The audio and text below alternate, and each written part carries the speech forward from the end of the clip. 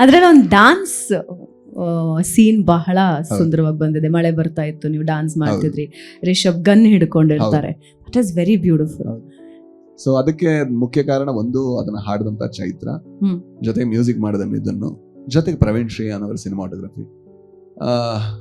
ಅಂದ್ರೆ ನನಗೇನಿತ್ತು ಅಂದ್ರೆ, ನಾನ್ ಚಿಕ್ಕ 3ನೇ ಕ್ಲಾಸಲ್ಲಿದ್ದೆ, 4-5ನೇ ಕ್ಲಾಸಲ್ಲಿದ್ದೆ. ಆಗ ದೇವಿ ಮಹಾತ್ಮೆ ಯಕ್ಷಗಾನ ನೋಡಿ ಅದರಲ್ಲಿ ದೇವಿ ಬ್ರಹ್ಮ ವಿಷ್ಣು ಮಹೇಶ್ವರಂಗೆ ಜನ್ಮ ಕೊಡ್ತಾಳೆ. ಆಗ ಅವ್ರ ಮಧ್ಯೆ ಒಂದು ಕ್ಲಾಶ್ ಬರುತ್ತೆ, ಯಾರು ದೊಡ್ಡವರು ಅಂತ. ಆಗ ಚಿಕ್ಕ ತಲೆ ಅಲ್ವಾ, ಏನಿದು ದೊಡ್ಡ ಈ ದೇವರುಗಳು ಅವ್ರಿಗೂ ಈಗೋ ಬರುತ್ತಾ ಅಂತಿತ್ತು. ಅದನ್ನ ಎಕ್ಸ್ಪ್ಲೋರ್ ಮಾಡ್ಬೇಕಿತ್ತು. ಸೊ ಇವನಿಗೆ ಶಿವನ ಆಟ್ರಿಬ್ಯೂಟ್ಸ್ ಕೊಟ್ಟೆ. ಇವನು ಶಿವ ಅಲ್ಲ, ಆಟ್ರಿಬ್ಯೂಟ್ಸ್, ಅವನ ಗುಣಲಕ್ಷಣಗಳು ಕೆಲವು ಕೊಟ್ಟೆ. ಅದ್ರಲ್ಲಿ ತಾಂಡವ ಒಂದು ಬಹಳ ದೊಡ್ಡ ಗುಣಲಕ್ಷಣ. ಸೊ ಹಾಗಾಗಿ ಅವನು ಎಲ್ಲೂ ಕೂಡ ಅಷ್ಟು ಎಕ್ಸ್ಪ್ರೆಸ್ ಮಾಡಿರಲ್ಲ. ಎಕ್ಸ್ಪ್ಲೋಷನ್ ಬೇಕು ಅಂತ ನಾವು ಅದನ್ನ ಮಾಡಿದ್ವಿ. ಅದು ಮಾಡಿದ್ದು ಮಂಗಳೂರಿನ ಅತಿ ದೊಡ್ಡ ಜಂಕ್ಷನ್ ಅಲ್ಲಿ, ಅಂದ್ರೆ ಫಸ್ಟ್ ಹಂಪನ್ ಕಟ್ ಆದ್ರೆ ಸೆಕೆಂಡ್ ಮಂಗಳಾದೇವಿ, ಅಲ್ಲಿ 5 ರೋಡ್ ಬರುತ್ತೆ. 5 ರೋಡ್ ಬ್ಲಾಕ್ ಮಾಡಿ ಪಾಪ ನನ್ನ ಫ್ರೆಂಡ್ಸ್ ಎಲ್ಲ ಈ ಹುಚ್ಚುತನಕ್ಕೆ 3 ದಿವಸ ಶೂಟ್ ಮಾಡಿದ್ವಿ ಮಳೆಯಲ್ಲಿ.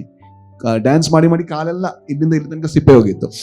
ಅಂದ್ರೆ ಪ್ರತಿ ಸತಿ ಇಡಬೇಕಲ್ವಾ, ಮಕ್ಳಿಗೆ ಗೊತ್ತಿರುತ್ತೆ ಚಪ್ಪಲಿ ಹಾಕ್ತೆ ಕುಣಿದ್ರೆ ಹೇಗಾಗುತ್ತೆ ಟಾರ್ ರೋಡ್ ಅಲ್ಲಿ ಅಂತ.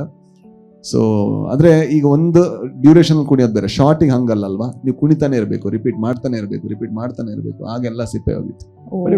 Fine, worth the effort. ಖುಷಿ ಆಯ್ತು. ಯಾರಿಗೆ ಕುಣಿಯಕ್ ಸಿಗುತ್ತೆ ಆ ಮಂಗಳಾದೇವಿ ಮುಂದೆ ಒಂದು ಪಾತ್ರವಾಗಿ?